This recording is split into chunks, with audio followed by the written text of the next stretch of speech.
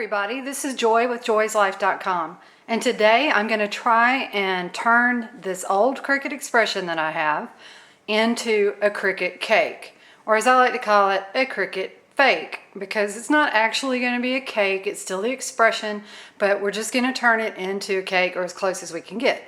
First, I need to clean it up. I've got some rubbing alcohol and a dirty napkin.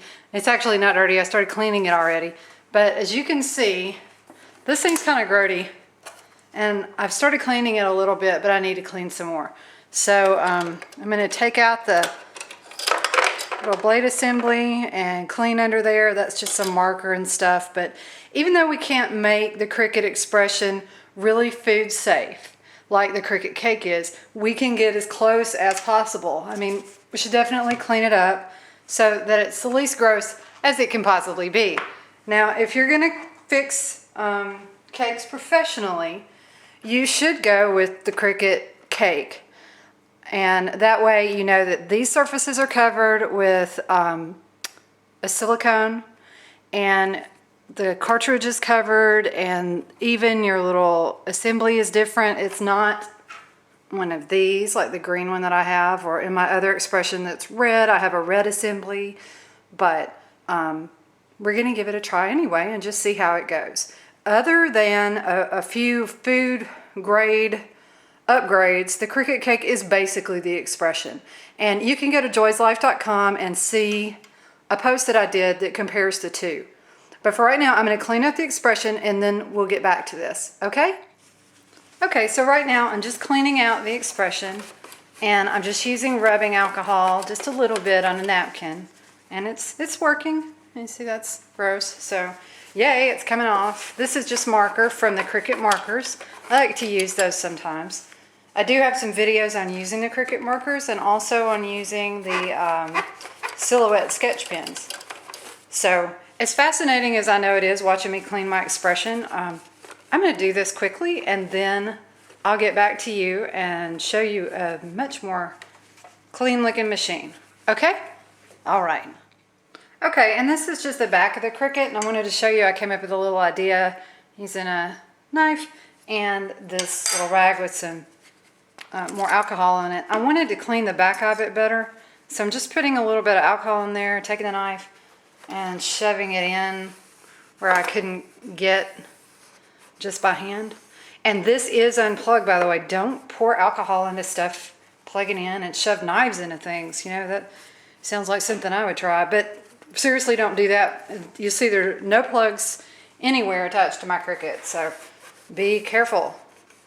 Electrocution is bad. I could not get some of this stuff out. It is permanently there. It's just old marker and pens that I tried, and it's not coming out. So we're just going to have to pretend like we don't see it.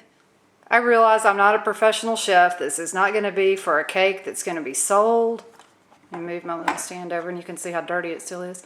So that's okay with me. Is just marker. No one is going to expire from a tad of marker, and it's not even going to be touched by the mat.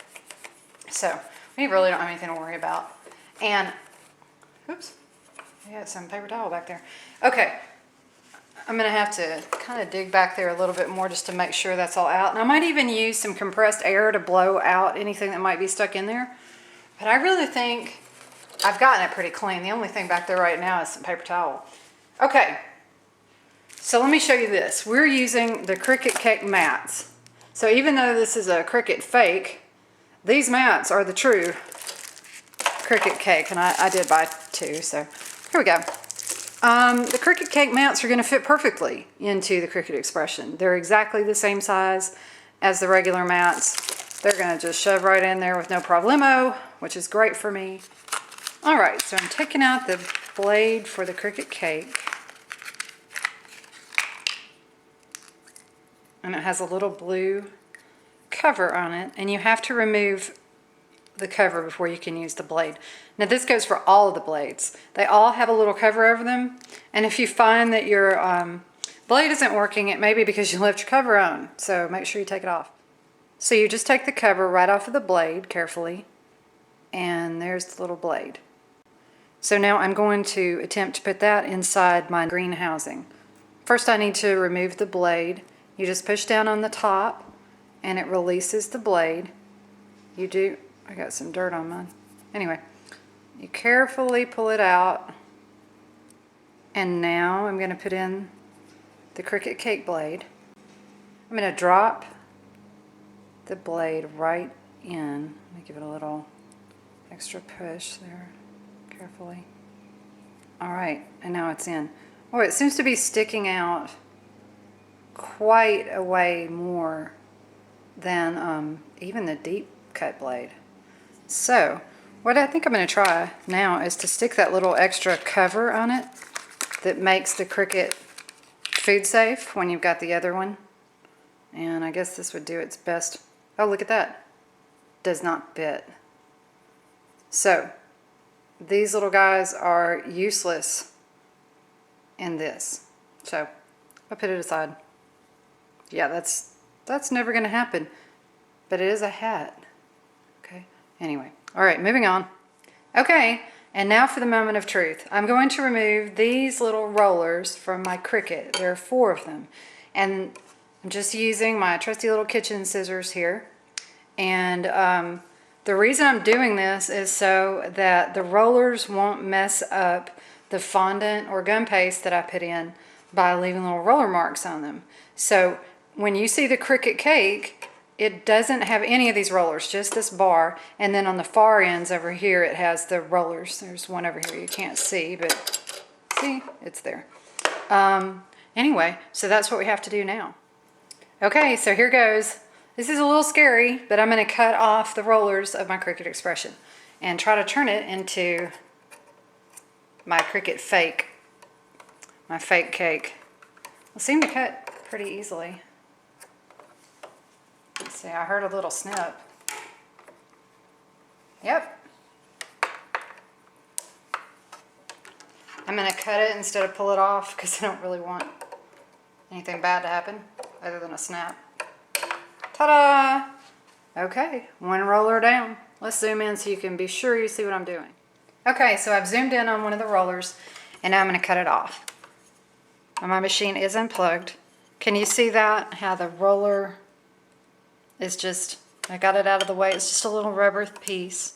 You could even move them to the side, which might be smarter because if you wanted to change your expression back into an expression and not have it be a Cricut Fake, a fake cake, then you could probably just roll them over to the side all the way to the ends, out of the way, and maybe you could just use them again by rolling them back into the space. But I'm not positive how well that would work. I think if you're interested in doing that, it's definitely worth a try. I have another expression, so I'm just going to cut this off. Okay? Just a quick clip, and it's done. You could probably use nail clippers, even though that sounds gross when we're talking about food surfaces. But you could, you could use something like that. You don't have to have these kitchen scissors. You're just looking for whatever it'll take to get it snipped off. And I'm really, sorry about that.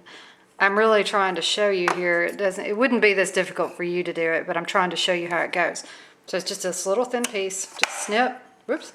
Try not to crack your expression. And then there's that piece.